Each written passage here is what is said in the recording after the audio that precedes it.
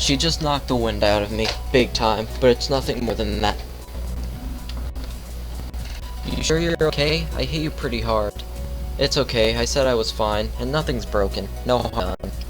That's good, I was... Hisao? What happened? Did I read all that? Okay, there we go. Sorry, I had to start my timer again. She's not quite up to speed for obvious reason, but she sounds very worried. More than the situation deserves, really.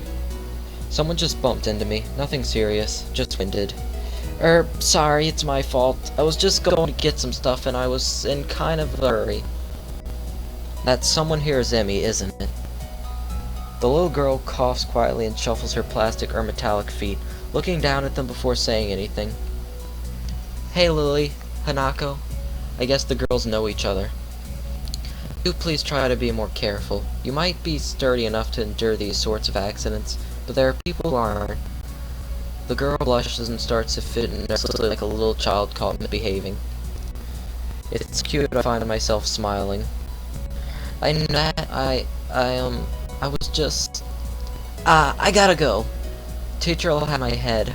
I promised to help with printouts, but I went running instead. Sorry, but I've gotta change everything. Before any of us can say a thing, he has already bolted away, leaving the hallway eerily quiet. That kind of thing happen often around here? There are more rules in Yamaku than usual for running in corridors. Just that rarely stops Emmy, it seems. She shakes her head weakly and offers a slight, composed smile. I don't think there's anything we can do to stop her, I'm afraid. Shall we be off, then? Lily heads off along the hallway, and Hanako hurries after her. The route to the room the two use for tea is fairly simple to retrace, being still fresh in my mind from yesterday. Lily and Hanako quickly go about the business of making lunch. Before I can even open my small bag of food, Lily's busying herself with her thermos and tea bags as Hanako is setting out both their lunch boxes. So is this what you meant by coming here almost every day? Yes, Hanako and I usually have lunch here. It suits both of us, so we ended up using this room regularly. Gotta breathe. Can't forget to breathe. You people remember that too. Don't forget to breathe. After seeing Hanako's reaction to me over the past couple of days, I can understand in a way that is boom. That and Lily being able to get some quiet away from her class as well. I take my seat last, after Lily's poured the tea for us and sits down. Oh, sorry, didn't realize my mouth was still scurrying. The more time I spend with these two girls, the more I think they're a perfect foil to Misha and Shizune. Even without a voice, Shizune is direct and brash, and Misha seems to get along with everyone. On the other hand, Lily is soft-spoken and relaxed, while Hanako seems to be the shyest girl I've ever met. So, how are you faring in Yamaku Hisao? You seemed a bit flustered before. Apart from getting lost every now and again, and being crash-tackled outside my classroom? Fine, I guess. You looked pretty hurt before. Are you really okay? For a brief moment, I consider telling Hanako and Lily about my condition, but then I hold it back. I tell why, for some reason I feel uncomfortable talking about it to these relative strangers, even if they have been pretty friendly. Yeah, it's nothing. I was just a bit startled. Judging from the two girls' friends, I don't think that they're buying it, but in what I assume is their way of respecting privacy, it don't matter. I guess that is one of the unwritten rules around here. Don't ask even if people's conditions are obvious, like Hanako's. There's still bound to be a story involved. Everyone has things that they don't feel comfortable speaking about, and I think everyone here recognizes that. So, how long have you been in this school? You both know your way around well. Well, I've been since the start of high school, but only moved into the dormitories a year ago. Hanako joined at the start of high school as well, and moved to the dormitories when she did, if memory serves me right. That's right, since high school. So you've known each other since then? Since I moved, yes. Hanako lives next door to me, so it's natural, right? Right. Yeah, of course. Living next to someone is probably reason enough to befriend them, though I'm guessing that Lily's blindness played a part in it as well. I can't imagine Hanako easily making friends with someone who has to deliberately avoid looking at her scars. With the immediate conversation dried up, we start to eat our lunch. Isn't love with bells or signaling to break. Likely the girls pack up their lunches as efficiently as they set them. I guess I'd better be off. Are you going to go with Hisao, Hanako? Hanako looks up at me, and for a second I can see that she is considering skipping class, maybe just to avoid walking into the classroom with me. Yes. I don't know what to think of it. Hanako really is delicate to the point of breaking if you look at it in the wrong way. Makes me a bit nervous too, but I push the feeling aside, trying to be as natural as I can. We should hurry then. Class has already started by the sound of it. Lily gives a nod of farewell as she bends down to take her cane. Hanako and I fling out before her. We walk quickly down the empty hall to our respective classes. As we reach the Lily's 3 classrooms, she turns towards me. Thank you for sharing with us today. My early. And with that, we part ways. Lily entering her classroom and leaving Hanako and I to make off to our own. She's still looking like she wants to run away. So, you really want to go back to class? Yes. Okay then. I feel like I should say something more to her, but it's hard to come up with anything that would be appropriate and safe enough. And Lily was right. The more time we spend here, the more explaining we have to do. Deep breath. I open the rear door to class and walk in. Teacher looks at me and opens his mouth to say something. However, as Hanako follows in and closes the door, he simply nods to us and continues his lecture. This is the 3rd time that Hanako has had her truancy practically ignored. There's definitely something going on here. We make our way to our seats, and I notice that Misha and Shizune are both missing well. I wonder if it is some form of informal agreement with the staff, or if it's a perk afforded to unique students of this school. Trying to get as little disturbance as I can, I extract the relevant textbooks from my bag and start catching up. The class goes on quietly. The teacher seems like an okay person despite the weird first impression I got, and the material is relatively interesting. However, the way he teaches is really bizarre. It's as if he expects that everyone in the class is a natural genius. When the first bell sounds, I realize that there is still a lot of time left in the day, and I'm left wondering what to do. I accidentally clicked away from that early. It's odd. At the hospital I had 24 hours a day of free time, but here filling the considerably shorter hours feels difficult. Everyone else leaves, and I'm left alone with the teacher. Muto is explaining the assignment sheets we were working on earlier, marking them with a pen. Damn, it is just not. It is apparently hard for me. He's seeing his eyes as papers briefly. He uses and froze his brow. What is it, Nakai? Jump and embarrassing me. But I guess it's natural to spark some conversation since there's nobody else around. Nothing. Think about what I did after school. Teacher put the cap on the pen and arranges his papers into a stack, clacking it against the desk twice. He seems very methodical, and for a brief moment I'm reminded of Shizune. The teacher is more unhurried and relaxed, much more routine. Have plans? No, I can but don't know what kind of club winters. Go, they're meeting someone else's club. Might pique your interest. I guess. But I don't know how to continue from there. Muto looks at me in a way that made me quickly want to take word to a conversation, but I get so I forge ahead. I just don't know how to deal with people. I meet with other students. Talk to people and everything. It's not that I isolated or anything. I just don't know what to think about the disabilities. It feels that I'm being empathetic if I pay attention to them, but it's weird to ignore them. Damned if I do, damned if I don't. The teacher scratches his cheek absent-mindedly, looking very unresponsive. These things are only an issue if you make them one. You can normally leave someone even if they are blind or something. Try to look behind to fish. There's nothing to do who just a little kid behind every might seem at first glance. He said the same thing you did. I know they're right, but hard. How can for only to communicate with her as the Misha or Hanako. It's like I could ignore her face. But I'm interrupted by the door of the classroom. So, no, with this! Become their invasions, run! Oh, nope, just Misha. Teacher! Misha crashes in. Hands straighten an enthusiastic greeting. Her voice loud and lively enough to wake the dead from their graves. She starts towards the teacher's desks with her bouncing step, hands energetically swinging from the rhythm. Muto, dismayed at the interruption, Misha sits in a chair. God. Misha stops in her tracks and looks around cluelessly. If she sits from something's wrong, but no idea what. Yes? We have talked about Valium before. Yes. But she didn't rehearse it all in the teacher's eyes. So what did we did help. We're running out of supplies federal sense. This is a stress. She waves a pink slip of paper she's holding around. So go get supplies from the art room. What's the problem with that?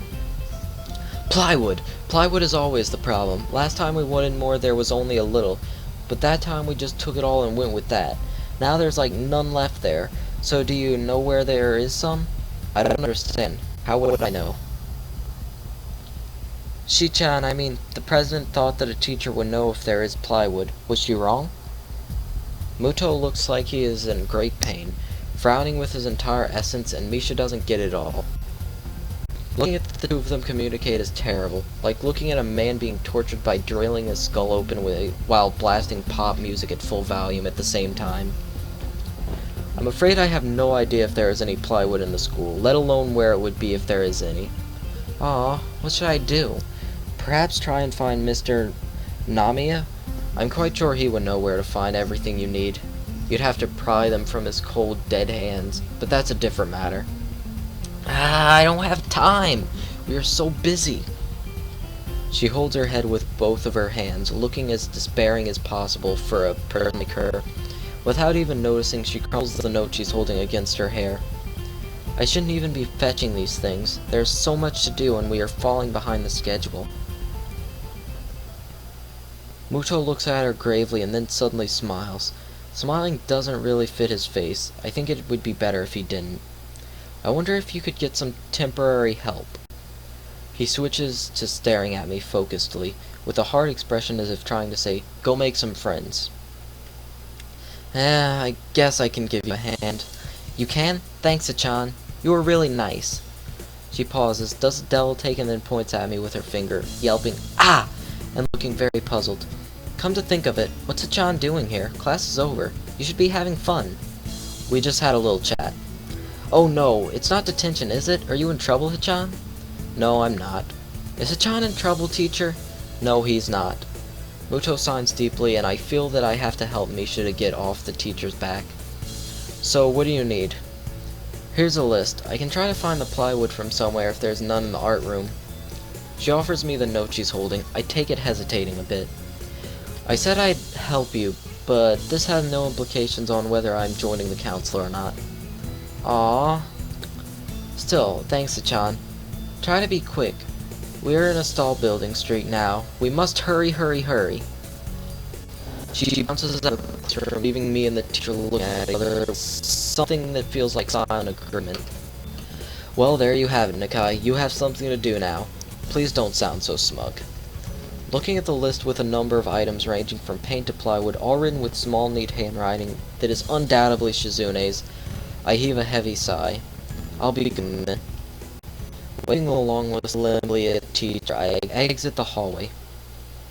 The classrooms close to ours are designated among classes 3132 on the right and then 4 on the left side. Exactly the same. For that core, we're still with the course rooms. Didn't know we're used to classes. Yes, the room our classes are such. I carefully push open the furthest door and peek in. It's a classroom, but it seems rather badly kept or not in use. Am I in the right place? Desks and chairs are all around the room. A thin layer of dust settled on them. There are some easels in the corner, so at least this looks like the right place. The room is flushed in sunlight. From the big windows, shadows creeping all around the desk. Specks of dust are dancing in the stagnant air, making the light almost visible. Coolly, I called into the empty room. Anybody Something came to my mind and I stopped mid-sentence. Sitting on the desk is a short-haired girl, curiously wearing a boy's uniform with a fork between her toes, almost stubborn. This way of dining seems to be caused by a lack of pen, but presence here is what takes me aback even more. How did I miss her before? She's sitting in a corner, very still, but I still ponder. Where did I get ponder from? That is nowhere in this sentence. But I still somehow took her as part of the furnishing or as a statue of Hisao. Nothing to observe today, neither am I, Hisao, neither am I. Girls to the beautiful place, staring at her just like a crab and headache. Staring at me, her mouth wide and rude. I'm staring at her, my mouth wide open, suddenly remembering I didn't finish my sentence and trying to think if I should. This weird stalemate keeps us both stunned into silence, punctuated only by the wall clock ticking rhythmically. Hello. The girl stuffs the forkful in her mouth, and is staring at me expectantly while chewing. This is a bit awkward. Hello. I was told to pick up some supplies from here. For some festival stalls, I think. I didn't think there would be someone here. There isn't. That's why I came here, too. She picks up another forkful. Doesn't that mean you're here, then? She raises her eyebrows. She was suspecting my observation to be fake. You're very observant. I guess it does. But who are you? This girl is pretty straightforward, isn't she? I'm Kai. Hisao Nakai. I just transferred in on Monday. I'm Rin. Tezuka Rin. Rin Tezuka. I won't shake hands with you, but at least we know who we are now. Ah, Rin. That's very nice. Her deadpan manner of talking makes it hard to determine whether she's joking about shaking hands or not. It kind of bothers me. Joking about these matters doesn't feel appropriate at all. While I'm trying to figure out what's appropriate and whether this girl is, she seems to have lost interest in me and is now gazing yearningly back at her food. Can I continue my lunch? If you don't mind me, I won't mind you. If you need to get your stuff, the supplies are at the back. Go right ahead. But lunch? School's already over for the day. What word would you use then? There's no word for a meal you eat after lunch or for dinner. It bothers me very much too, but I don't really know what I should say. Let's call it food. Let's just call it food time. Don't be meal me to be with. But I'm hungry now, and my delicious boxed lunch would go to waste otherwise. I have curry. It's very delicious. With much decisiveness, Rin once again picks up the fork between her toes, and with at least one politeness points straight at me. So, Nakai, what would you choose? Like I said, I was told for something. Enough, the school. From outside you look fine. Is your problem inside? I come to a full stop, opening my mouth but not getting a word out. I can guess. I'm good at guessing. Better than most people. Rin cuts me off before I can answer her question, or skirt around it somehow. I don't know which I would have done. Froze in front of this. I haven't even told anyone about my condition, or maybe only because it hasn't really come. I get the feeling like not being issues this part of the social code. She said. I wonder if people could relate. Probably not any better than any more something good. I can't relate to Shizune's circumstances, or Lily's either. Naturally, while I go through this, Rin keeps confirming my condition to be overly base. She puts her fork between her lips and leans back, looking at the ceiling as if the answer was written up there. A beautiful light looms her face from the window side, creating a mask of dark shadow on the outer side. Other side. I don't get anything in her head. Some nerves would be boringly ordinary, like the slinch of my and delicious. The problem must be in your pants. The last Sherlock Holmes and sheer lack was delivered with catches me completely off guard. I think I might reel back even physically as I never So wait, there's something wrong with tackle, isn't there? She's usually in shock recognizes the need to reply something. I sound think I could go. Nothing like that. Our problem. I said like, but I said from mirrors together and letters say look very disappointed. How boring. Trouble in the pants would have been much more scandalous. What's with this reaction? I'm sorry to let you down? I forgive you, I collect people that are probably great. Collect people? People with different problems. So you just, like, go around asking people what's wrong with them? Pretty much. I see. With little left to say, Rin resumes her lunch and the conversation dies away. But I keep thinking about what was said. It's the first time I told anyone else about my condition. All other people either know it already or heard about it from someone else. Damn. I know about it. Like every other student here so far. Should I have told it as a natural part of introductions? Is it expected of me? Hi, I'm Hisao. I have a very serious heart condition. It's nice to meet you. Is that how I'm supposed to go around introducing myself from now on? As if our disabilities would define us? What a disgusting thought. Or maybe this Tezuka girl just has an unnatural interest in such things. As I walk to the back of the room to pick up the items on Misha's list, a chance opens to study Rin from the corner of my eye. Her hair is a burnt auburn, almost orange and cropped short, longer with probably no arms. With short black arms, her very thin, almost strong. Not particularly pretty, except for her green eye, with a caressingly blush face, even when she eats. Distant shadow made it seem like they were excited at all, but instead absorbed all of it within them while West moved feet almost deaf as a person moves their arms. However, I can see how this slight sight could discomfort people, especially while eating. It makes me feel a bit uncomfortable at least. I hesitate to think about the word unnatural, but it's too late now, isn't it? I keep searching cabins and shelves for Misha's things, but after enough time passes the silence grows too uncomfortable, so I try to force some conversation out of this strange girl. So, do you always stay alone and this late, or do you just get the occasional visitors? Maybe you are my first occasional visitor, but I don't always feel alone either. Sometimes I eat with a singing around sports. She likes to do sports. Oh, that's all I can think to say. Both of us fall silently again as Rin forks the last bits of her meal to her mouth. I look down at my haul and double check it with Misha's list. It seems I have everything except plywood. So I think I have all the things now. That's very nice for you. Don't say. I was about to take a nap anyway. You need to do whatever you were doing. You need to do whatever you were going to do with stuff anyway, right? Or perhaps you like to watch girls sleeping? Yes. I'm sure make this a little curious. Even if I did think I had to go, I'll shoot around. You can call me Ren. I feel that our relationship is at this point good enough to warrant this much. I was already turning to make my exit, but she draws me back in. Fine, and I'm Hisao. Then you are. Ren looks at me hard in the eyes, but that intimidating feel gives some stare at you. She's not looking at me at all. She's can't figure out why Paul just popping out of nowhere.